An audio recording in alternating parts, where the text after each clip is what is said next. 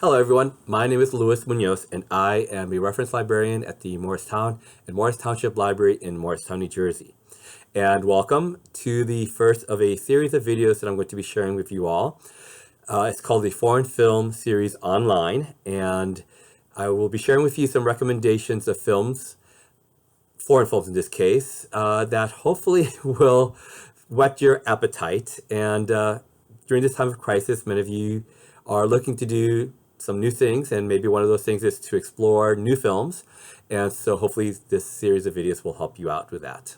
I've been doing a series at the library for the last 5 years on foreign films, and this has been a great way for all of us to explore different parts of the world and learn ways that we are different and learn ways that we are the same. And it's just been a lot of fun for all of us, like I mentioned. So today's video is actually in two parts, and I'm going to be sharing with you two films. The theme is strong women. So the first film is called The Divine Order, and it's a film from Switzerland from 2017. It's the fictional story of something that really happened in Switzerland. So as background, 2020 is the 100th anniversary of the ratification of the 19th Amendment in the United States. If you're not up on your history, that is what gave women the right to vote. So many of us cannot imagine a time when women did not have that, unless you happen to be 100 years old or older. Strangely enough, something I found out about this film is that women in Switzerland did not have the right to vote until 1971. And in fact, in some parts, not until 1990. This was incredible to me. So our story centers around Nora, fictional story.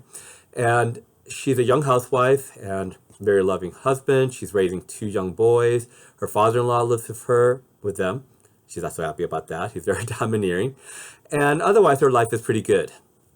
She one day comes across this woman who's giving out flyers, and the flyers are about women's rights. And so this starts Nora on a journey of self-realization and self-actualization.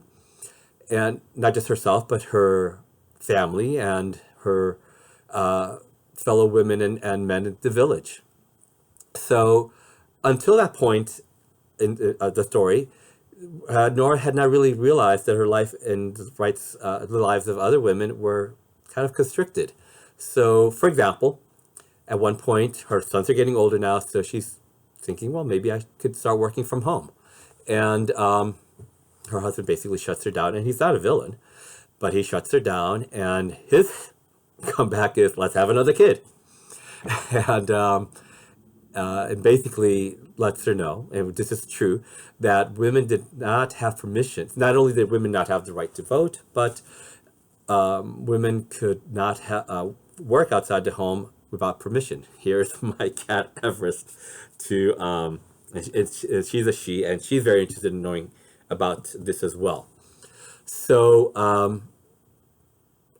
because women did not have the right to vote and only men had the right to vote, you had to, in order to move this forward, you had to rally, well, other women, of course, but then you had to convince men to put together a referendum for women to vote and then to pass this. And that's our basic story. And it's has a lot of very serious themes, but a lot of comedy as well. I won't go into that right now, but trust me, there's a lot of funny stuff in this story. So I just want to read to you very quickly a little bit of the interview from the writer and director of the film. Her name is Petra Volpe, and she talks about it's a chapter of our history that's very shameful and very much being swept under the carpet. And I want to bring the story to the big screen as a tribute to all the women, yay women, who fought so hard for over 100 years to get the right to vote. And of course, it's also the men. This is the right time to tell this story because people are familiar with this fight in Switzerland, but they don't learn about it in school. And myself here in the United States, and I'm a history major, I had never heard about this at all. And I strongly suspect many of you as well. And then the movie is called, as I mentioned, The Divine Order. Goodbye, Everest. And as she says, it was a very strong argument, especially in the countryside where the churches were very strong and told women that if they wanted to do politics, it was against the divine order of man and God. So women weren't just up against men, they were up against God, and this is very intimidating, no doubt. The movement against the right to vote was very much using the argument that God had created a world in balance, and women had this role and men had that role. And if people started to make things up, it would mean apocalypse. And this was all happening in 1971. So strong women again is our theme, and strong men. And we are all having to be strong right now. So we have that in common for sure. And you'll see a lot of other things that we have in common with the folks in this story. So I hope you'll join me for this film. Again, you can see it on Canopy through our homepage. And I hope you'll join me for many other films. Take care, please.